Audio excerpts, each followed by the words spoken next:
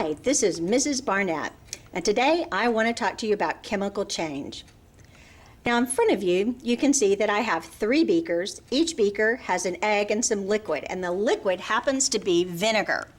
Now vinegar is a weak acid, and I put these eggs in the vinegar about 48 hours ago.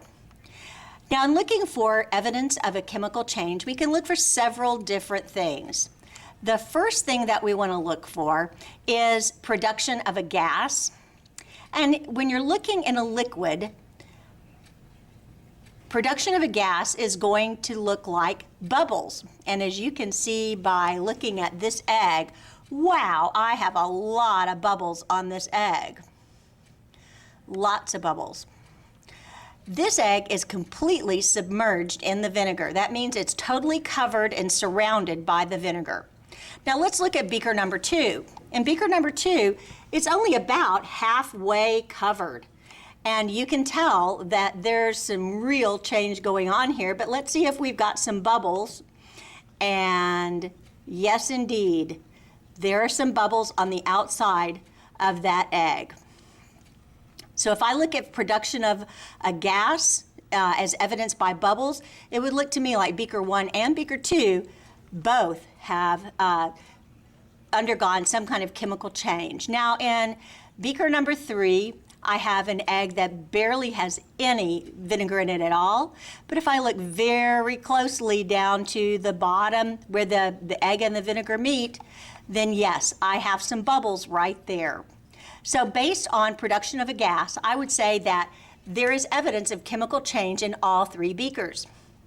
Now, other ways that we can tell that a chemical change has occurred is either by temperature change, and since I didn't put thermometers in here, we're not going to be able to tell that, and color change. But now color change alone will not tell you if there's been a change that's chemical, because sometimes a color change can be just physical. Now, if I have other indicators like production of a gas and color change, then perhaps that would help confirm that a chemical change has happened. Now, the last thing we can look for is the production of a precipitate. Now, precipitate is a pretty fancy science word, and you may have heard a word similar called precipitation that you've probably talked about in world cultures, in elementary school. Precipitation is water from the sky, either solid, liquid, or gas, meaning rain, snow, sleet, or hail. Well, a precipitate in science is the formation of a solid in a liquid, and it can come in a lot of different forms. It could be like crystals. It could be like in spoiled milk, where you've got lumps and globs and a really stinky smell. Those lumps and globs are the precipitate. So in looking at this vinegar and egg, I am seeing some definite precipitate here. Now the red part is actually ink that had been stamped on the egg and has come off, and it is part of the precipitate now. Now if I take a look from the top, wow, look at that. Sorry about that. I can see not only bubbles on the egg, but then I can see the precipitate. And if I take a side view,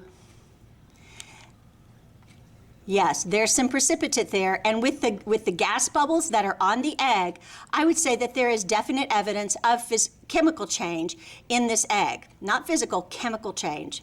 Let's look at beaker number 2. In beaker number 2, it looks like I have a color change in the egg.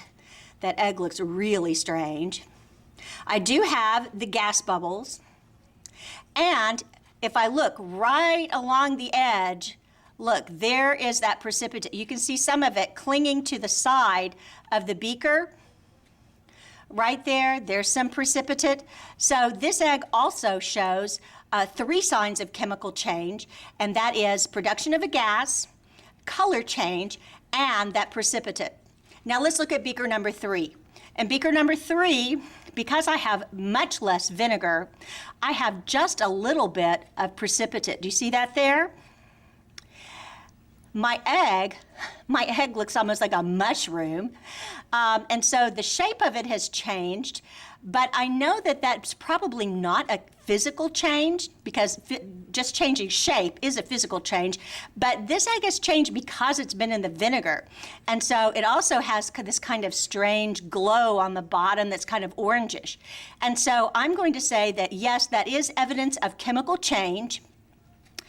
Remember, the indicators of chemical change are production of a precipitate, which is some kind of a solid in the liquid.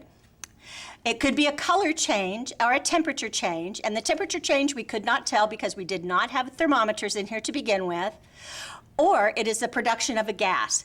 Now we see two indicators on these with the production of a gas and the formation of a precipitate, and that is evidence that yes, chemical change has occurred in these eggs.